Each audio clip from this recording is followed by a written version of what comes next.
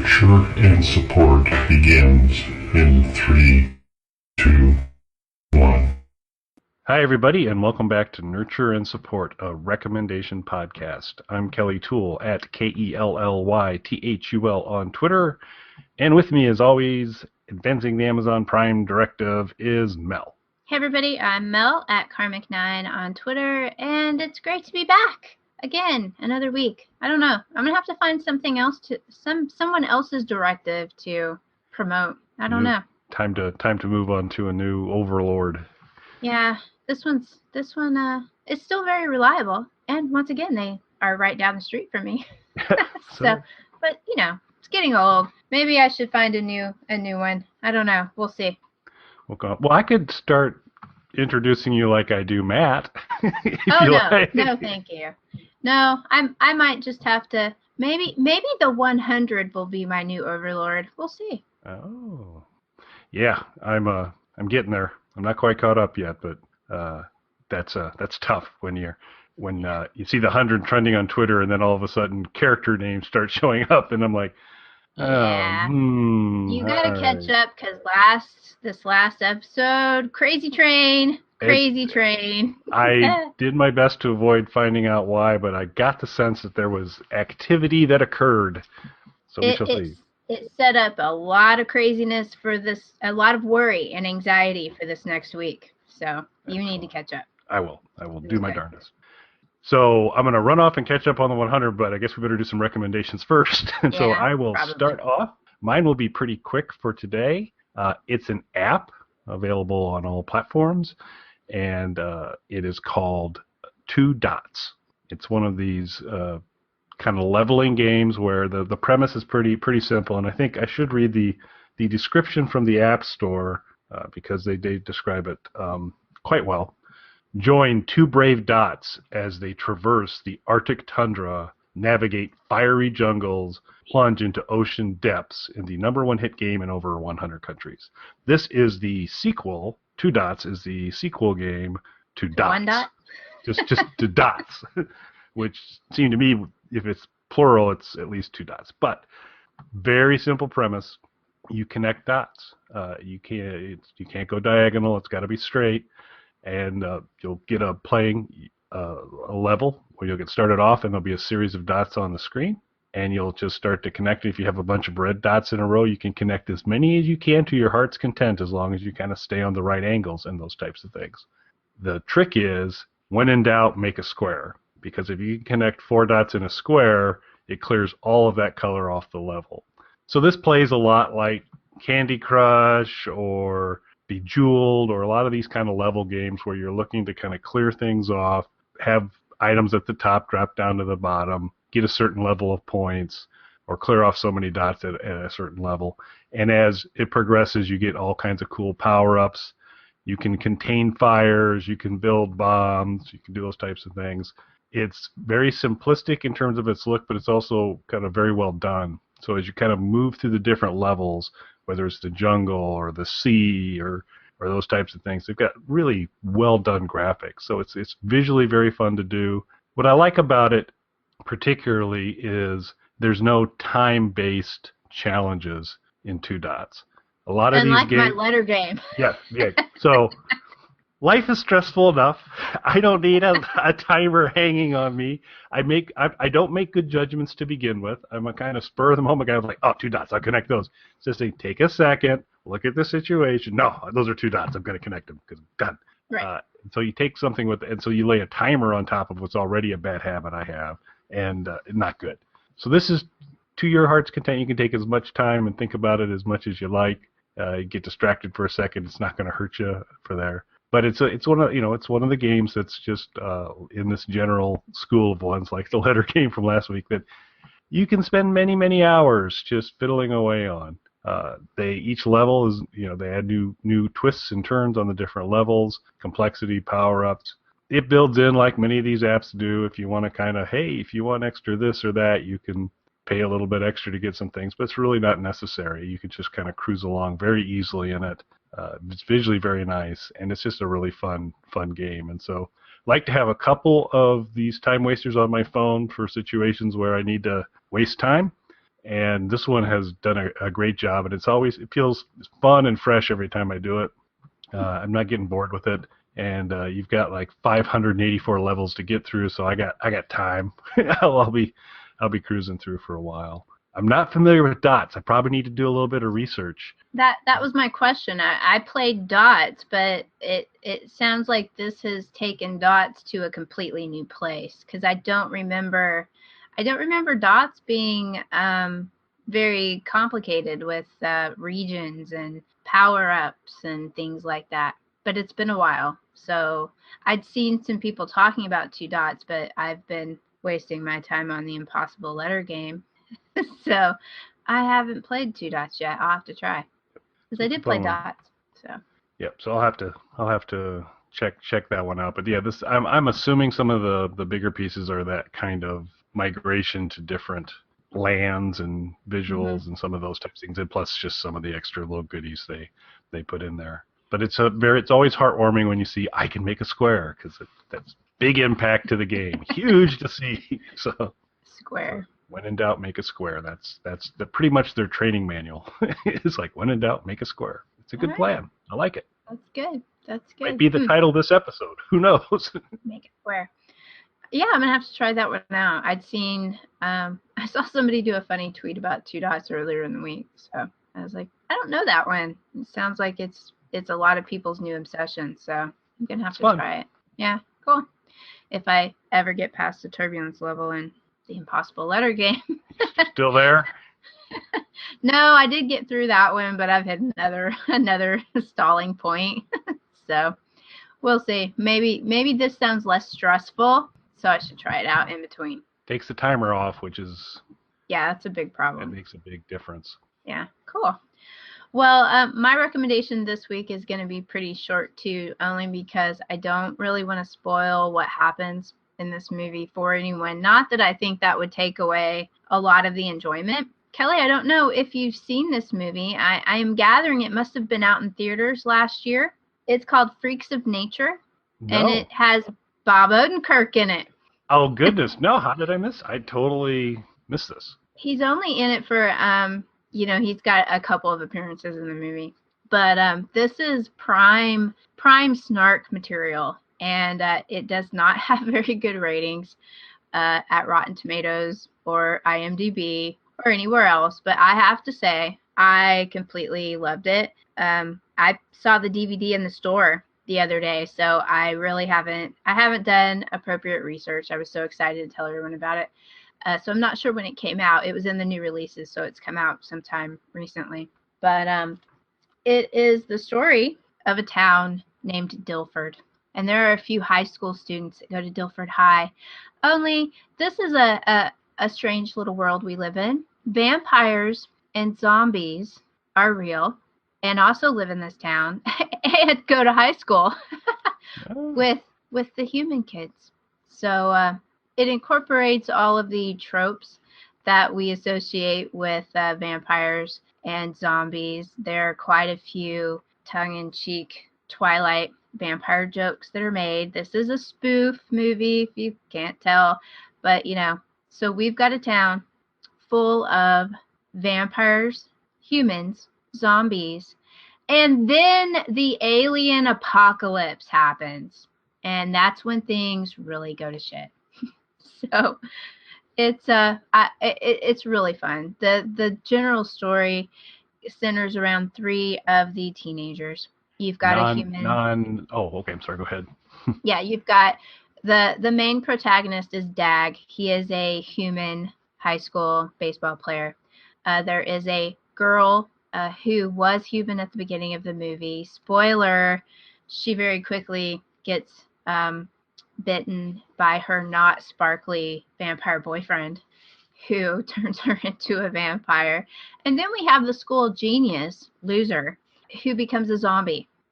And they have to save their town from the aliens. So it's got, I really question the people that saw this movie and gave it crappy reviews, because it is full of all sorts of people. You've got Bob Odenkirk, obviously our big draw here, because in case you have forgotten, we have a little show called Assault and Battery. that comes on after Better Call Saul that will be resuming shortly. So check that out. And actually, timing-wise, when this comes out, we will have done our first Assault and Battery for this year. We will. Tuesday nights, 9 Central. Be there. Yes. We'll put out appropriate links on Twitter and everywhere else we can think of. But you'll love this, Kelly. Bob Odenkirk's first appearance in this movie is in his tidy whities, a la Walter White. Oh, it's fun. It's fun. He's really only in the movie. I don't know if he even has 10 full minutes of screen time, but he pops up a couple of different times. Joan Cusack plays his wife. They are Dag's parents. Gotcha. And Dennis Leary is in the movie quite a bit as the man who runs the town's major employer, the Riblet Factory, and he's a piece of work. So it's full of a whole bunch of comedians. It is really fun. It's a spoof on vampires and zombies. You know, the zombies, turns out zombies are really just, you know, addicted to brains. It's like a drug. If you take the brains away from them for a while, they get smarter, which I thought was a nice little twist. Interesting. Yeah, so it's fun. You've got, you know, if you've ever wondered what would happen if vampires and zombies had to team up with the humans to fight off the aliens, this is the movie for you. It's called Freaks of Nature. It was actually made last year, but it recently was released on DVD. Peyton Oswalt, I forgot, is also in here briefly. It's got a bunch of cameos that I think people are really going to love, and it's right up our kind of snark fest sort of alley. It's really good. It's fun. And it doesn't take itself seriously, as all the best ones do. The alien that you get to have some discourse with at the end of the movie is quite humorous and quotes Billy Joel quite a lot, which is fun. And that's trying to wrap my head around that one. Oh, it's fun. So don't let the bad reviews online fool you. If you like to snark baddish science fiction type shows, the production value in this movie is really good. I'm not trying to imply that it's like sci-fi channel quality effects. It's really good. The effects are really good. It's full of a bunch of comedians. I thought it was very funny. So it deserved way better ratings just for having Dennis Leary and Bob Odenkirk in it. So it's great, fun, pokes fun at all of the vampire tropes that we've had. It's not quite as successful as poking fun at these zombies that are going on, though these zombies are really not that scary, though they do manage to kill a lot of people. So I think you'll enjoy it. So it's probably on video on demand, but the DVD is out in the stores right now, and I think I paid $12 for it, and I don't regret a single penny of that. It was fun. Excellent. Yeah. Hopefully we can get into a streaming option soon so we could, that sounds like a really fun one to set up a rabbit session with and get a bunch of folks together to watch it together, because that would be fun. I thought it was fun. Excellent. And it's not one for the kiddies though. It's not. There's some language, some nudity, but it was fun. Excellent. Very cool. Yeah, I don't know why that one slid by, but I don't really even have a frame of reference of when it came out or... Yeah, it looked vaguely familiar to me when I passed it in the store, which I did the classic double take and had to go back to the rack and look at it and go, that looks like a movie I would like. And then I saw Bob Odenkirk's name and was like, I have to watch this. There you go. Excellent. So we'll move on into social media recommendations. I'm going to be a little bit on the lazy side. I have one for this week, but it's going to be @PlayDots. And guess what? That's the Twitter account for the company that does 2 dots. But it seems to me that that's a reasonable social media recommendation to make this week. So might want to follow PlayDots on Twitter. I think that works. I actually, surprise, everyone, have a social media this week. In case you haven't noticed, I've been talking about the 100 a whole lot lately. Yes, you have. So I am going to advise all of you, if you want to get into the 100 or you already watched the 100, to follow the creator and producer of the 100 on Twitter. It is Jason Rothenberg, and his Twitter handle is J. Rothenberg TV.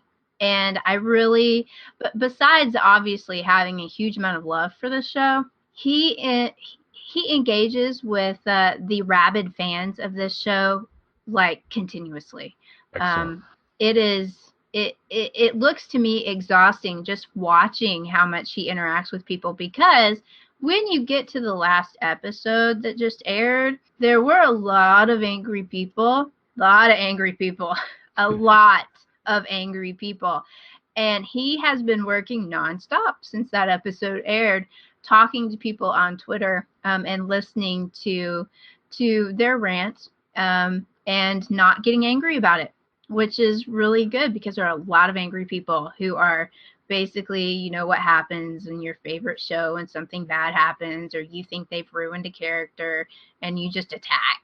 Yeah. And he's getting a lot of that right now, and he's handling it really well. But even when he's not being attacked, he's very, very good about interacting with people, trying to answer their questions without being spoilery, and passing on some of his favorite fan-made material for the 100 that comes across his Twitter feed. So he's really working very hard to promote this show, and obviously loves it a great deal. So it is absolutely worth a watch or a listen or a Twitter follow for J. Rothenberg TV. So I absolutely want to do that. If I follow him now, should I wait till I complete my catch up?